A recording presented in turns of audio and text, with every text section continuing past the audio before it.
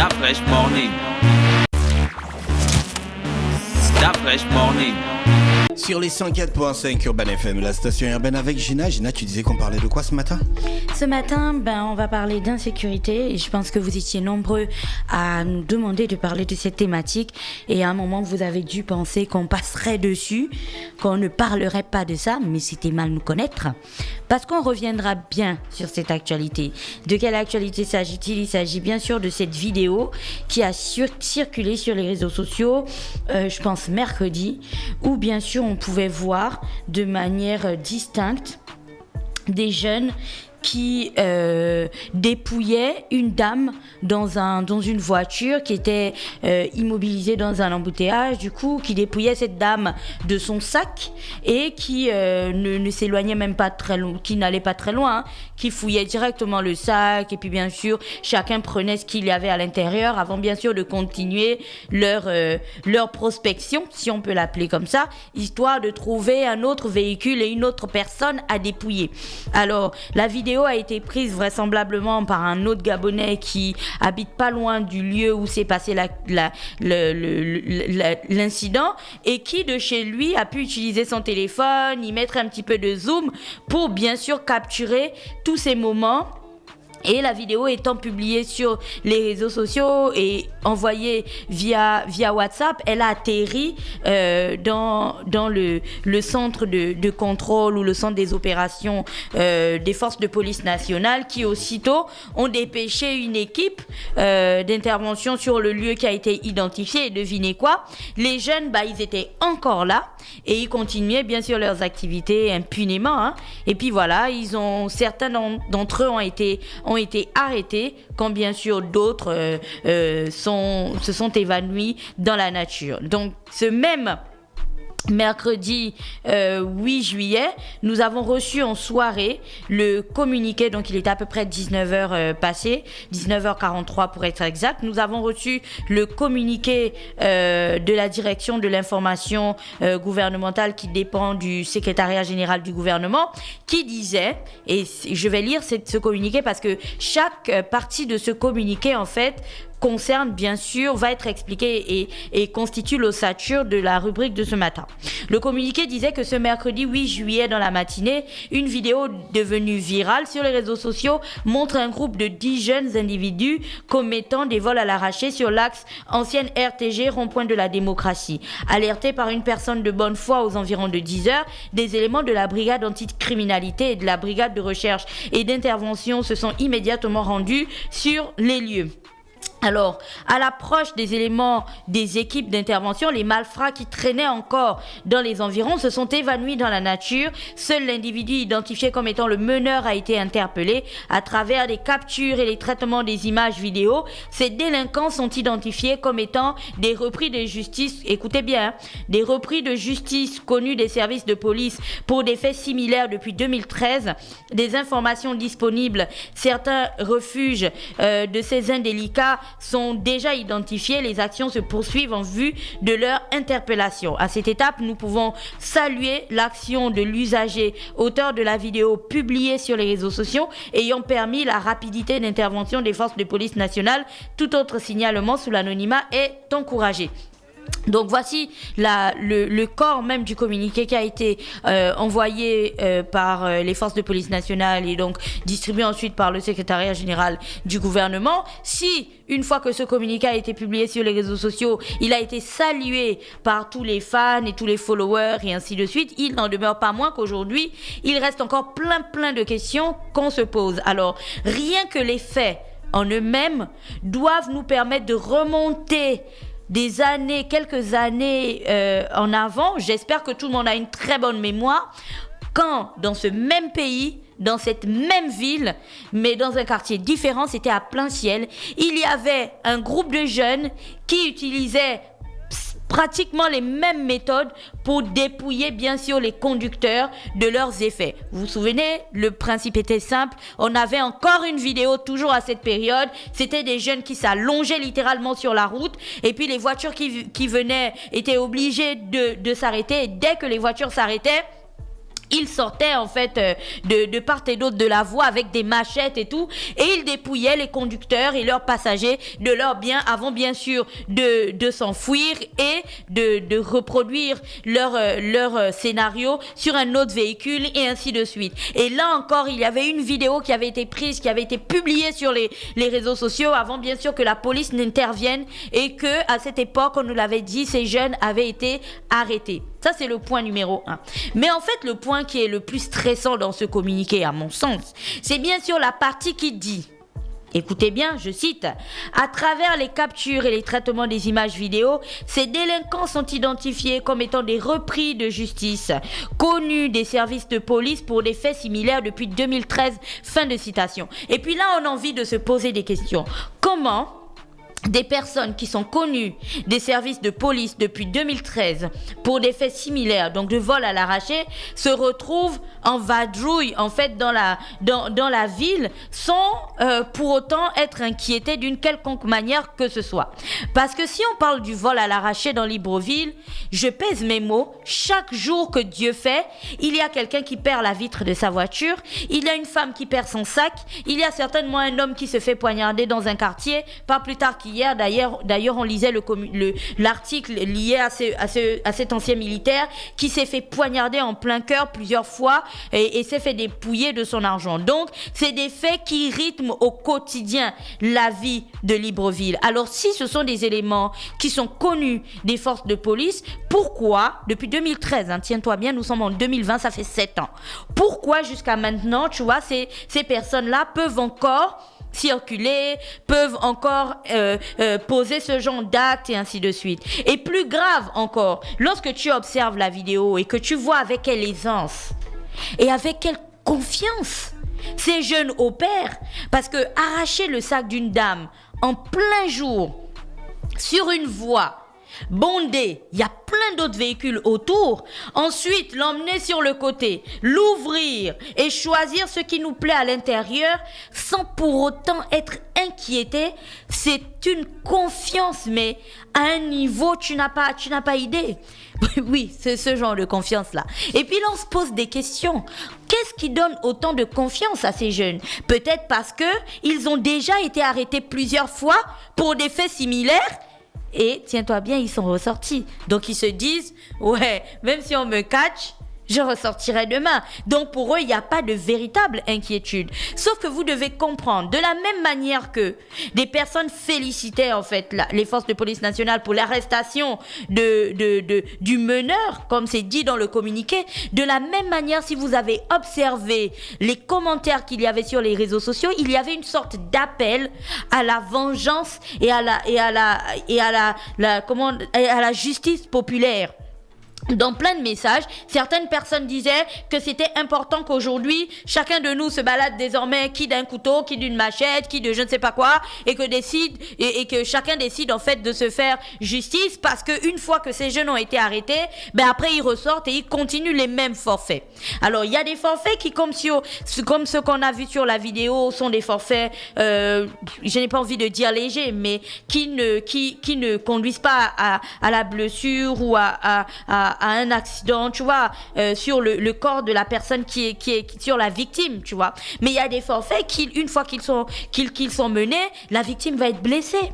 Elle peut être tuée. Il y a des fois, parfois, où il y a des fois où tu te souviens de cet accident à Québec, une dame qui avait été dépouillée dans son véhicule, a perdu le contrôle du dit véhicule et s'est retrouvée encastrée dans un magasin après avoir raclé des poteaux, des pylônes électriques au passage, s'est retrouvé dans un magasin où il y avait des personnes. Donc tu te rends compte de ce vers quoi ça nous aurait conduit. Et puis je discutais aussi avec un agent de police qui me disait, ouais mais Gina, il y a des personnes qu'on dépouille dans Libreville et qui ne viennent pas porter plainte. Là encore, c'est qu'il y a tellement de choses à dire sur cette vidéo que je pense qu'il faudrait qu'on s'asseye et qu'on retire les bonnes questions en fait. La question n'est pas oui, on a arrêté le meneur. Il y a tellement plus de choses à chercher dans cette vidéo, à chercher dans cette problématique. Pourquoi les gens ne vont pas porter plainte? Les forces de police nationale doivent se poser des questions. Les gens boudent la police aujourd'hui, quand bien même la police ferait des actions qui, sur le coup, tu vois, on voit des résultats et tout. Mais il y a plusieurs personnes qui boudent la police, entre les procédures qui sont trop longues lorsque tu vas porter plainte, et puis surtout des procédures qui n'aboutissent pas une fois que tu es allé porter plainte. Ou parfois, tu vas porter plainte à un malfrat qui se trouve même dans ton quartier, malfrat qui lui aussi a ce qu'on appelle les longs bras dans notre pays et qui ne sera jamais inquiété. Donc c'est tout ça qui a créé la fissure entre la police et les populations. Mais il faut vous poser les bonnes questions. 1, pourquoi les gens ne portent pas plainte? 2, pourquoi les criminels sont de plus en plus confiants dans leurs actions criminelles dans Libreville? Et 3, les messages que la population envoie, l'appel à la justice populaire, croyez-moi, le premier jour où quelqu'un se lèvera et décidera de poignarder, de brûler, d'agresser, chose que je ne conseille pas, je tiens à le dire ici aujourd'hui, je ne suis pas partisane de ça, un voleur, un criminel ou ainsi de suite. D'ailleurs, tu vois dans les quartiers où une fois qu'on attrape un voleur, tu as déjà vu certaines vidéos où ils arrivent à un niveau où ils le tabassent, mais c'est grave. Une fois que... Et le tabac, c'est grave, et puis après, il y a quoi? Non, mais c'est ce que je dis. Une fois que les Gabonais auront intégré qu'ils peuvent plus faire confiance, en fait, à la police et qu'ils doivent eux-mêmes se faire justice populaire, ça va être grave. Parce que, à ce moment précis, tu peux bien sûr attraper quelqu'un qui n'est pas coupable du fait. Supposons qu'il y a quelqu'un qui crie, par exemple, et tout le monde court, et puis on attrape quelqu'un qui court. Lui, il courait parce qu'il a vu tout le monde courir, et on jure que c'est lui le voleur. Et puis surtout, on a vu les effets de la justice populaire lorsque elle est appliquée sur quelqu'un qui n'est même pas coupable. On se souvient des derniers faits de janvier, où pour une affaire qui n'était pas très claire, quelqu'un a perdu la vie. Donc aujourd'hui, à travers ces vidéos, je pense qu'il y a une vaste opération qui doit être menée pour démasquer. Parce que là encore, c'est écrit ici, ce n'est pas moi qui l'ai inventé. Je pense que les forces de police nationales elles-mêmes ont indiqué que ces délinquants-là, les endroits où ils vont se cacher, en fait, sont connus. Donc, a priori, on devrait pouvoir aller les débusquer dans les points où ils se trouvent. Et puis, bien sûr, les mettre en prison, si ils méritent d'aller en prison, les mettre en prison une bonne fois pour toutes. Et pas faire une sorte de justice à vague où à un moment donné, on est vraiment au top de la vague et tout, et puis après ça redescend, le gars il peut ressortir et puis prendre une semaine pour souffler avant de recommencer ses activités. Ça, ce sont des choses qui au fur et à mesure va briser ou contribuer à briser la confiance que les citoyens ont envers les forces de police nationales. Je tiens à préciser encore ici une fois que cette action, bien sûr, est une très bonne action parce que bien sûr on a arrêté l'un de ces jeunes et ainsi de suite, mais l'histoire nous enseigne que ce n'est pas la première fois que ce genre de fait se soit déroulé dans notre pays. On a déjà eu affaire à ce genre d'action. C'était à Plain-Sial, souvenez-vous, je suis sûre que vous pourrez retrouver les vidéos sur Internet. Et donc, de cette période-là, de cette période de Plain-Sial à la période de la vidéo qui est arrivée sur les réseaux sociaux aujourd'hui, nous devons nous demander qu'est-ce qui donne autant de confiance à ces jeunes qui développent de plus en plus de méthodes, en fait, pour dépouiller des gens. Bientôt, ils vont attendre les personnes directement à la sortie de la banque.